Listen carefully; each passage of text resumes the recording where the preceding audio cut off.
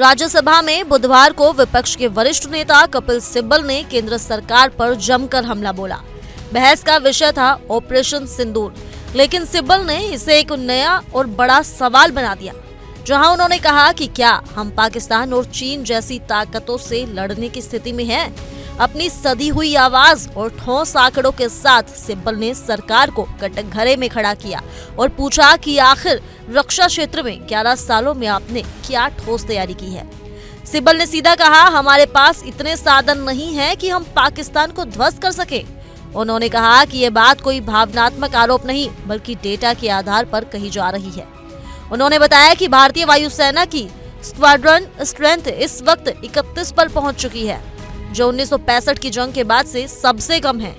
यह आंकड़ा खुद air chief marshal Amarpreet Singh ने अक्टूबर 2024 में दिया था। आगे उन्होंने चीन की तकनीकी बढ़त पर जोर देते हुए कहा कि चीन 2025 तक 6th generation fighter jets launch करने वाला है, जबकि भारत अभी तक 5th जनरेशन एयरक्राफ्ट की तरफ देख रहा है और उसका प्रोटाइप यानी AMCA एयरक्राफ्ट भी 2028 से पहले तैयार नहीं होगा। वहीं सिब्बल ने तंज कसते हुए पूछा कि अगर आप डिफेंस को लेकर इतने गंभीर हैं तो बीते 11 सालों में आपने क्या ठोस कदम उठाए। वहीं इसी के साथ उन्होंने उदाहरण देते हुए कहा कि LCA की योजना 1984 में बनाई थी, लेकिन साल 2025 आ गया और आज तक एक भी पूरी तरह तैयार एयरक्राफ्ट सर्विस में नहीं आया। उन्होंने चेतावनी दी कि फेजिंग आउट के बाद वायुसेना के पास सिर्फ 29 स्क्वाड्रन बचेंगे, जबकि पाकिस्तान के पास फिलहाल 25 हैं और चीन के पास 133 स्क्वाड्रन हैं। ऐसे में सवाल ये नहीं कि केवल पाकिस्तान से कैसे लड़े, बल्कि ये है कि पाकिस्तान और चीन की साझेदारी के सामने हमारी सामरिक तैयारी कितनी है। वहीं यहाँ पर ऑपरेशन सिंदूर के बारे में बोलते हुए सिब्बल ने कहा कि आतंकी AK-47 और मॉडर्न हथियारों से लैस होकर 400 किलोमीटर अंदर घुसे और 26 लोगों की जान ले ली, और ये सब एयर मिलिट्री स्टेशन से सिर्फ 1 किलोमीटर दूर हुआ। फिर भी किसी को भनक तक नहीं लगी। उन्होंने सवाल किया कि ऐसी खुफिया विफलता के लिए कौन जिम्मेदार है। उन्होंने गृह मंत्री अमित शाह पर भी निशाना साधा और बताया कि 8 अप्रैल को जब वे जम्मू कश्मीर दौरे पर गए तो पूर्व मुख्यमंत्री उमर अब्दुल्ला को बैठक में आमंत्रित ही नहीं किया गया। सिब्बल का कहना था कि अगर आप स्थानीय नेताओं को भरोसे में नहीं लेंगे, सूचना का स्रोत बंद कर देंगे, तो आप तक जनता की बात और जमीनी इनपुट कैसे पहुंचेंगे। सिब्बल के इस पूरे भाषण ने न सिर्फ सरकार की डिफेंस पॉलिसी बल्कि उसकी राजनीतिक सोच पर भी सवाल खड़े कर दिए हैं।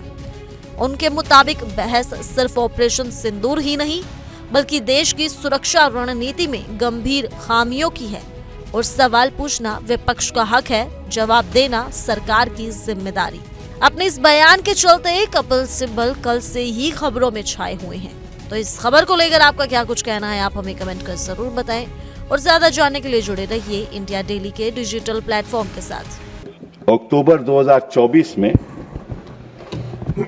Air chief marshal Amarpreet Singh addressed the Indian Air Force declining squadron strength, which had reached 31 squadrons, the lowest since 1965. Lowest since 1965. The Indian Air Force is currently operating with 31 squadrons, the lowest count since 65 when India was engaged in a war with Pakistan. We are committed to fighting with whatever we have. This is the state of the Air Force.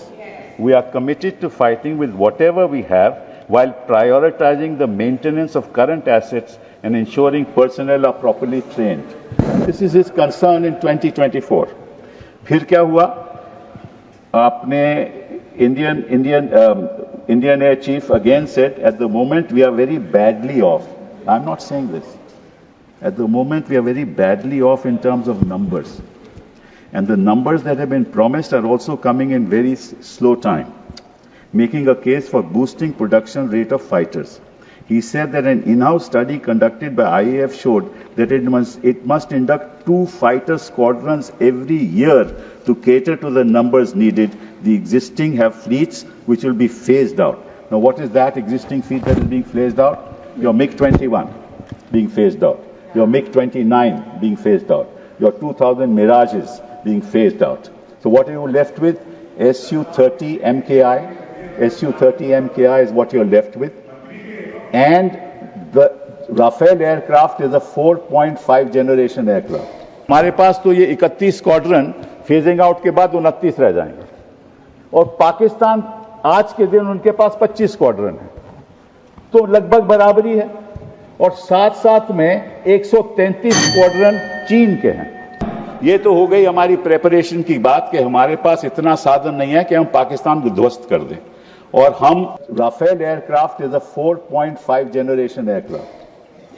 The fact is that China is now going to launch a 6th generation aircraft just now in 2025. We are looking for a 5th generation aircraft in 2035. Because the AMCA aircraft will be ready, prototype in 2028, will be in production in 2035. What will we do by then? हम लड़ाई केवल पाकिस्तान से नहीं लड़ रहे, पाकिस्तान और चीन एक साथ है। वो सारी टेक्नोलॉजी चीन पाकिस्तान को दे रहा है, स्पेशली कि उनके पास तो स्टेल्थ एयरक्राफ्ट्स हैं। हमारा ये जो राफेल है, it is a half stealth aircraft. It has got avionics, but it's only got half. It's got half stealth characteristics.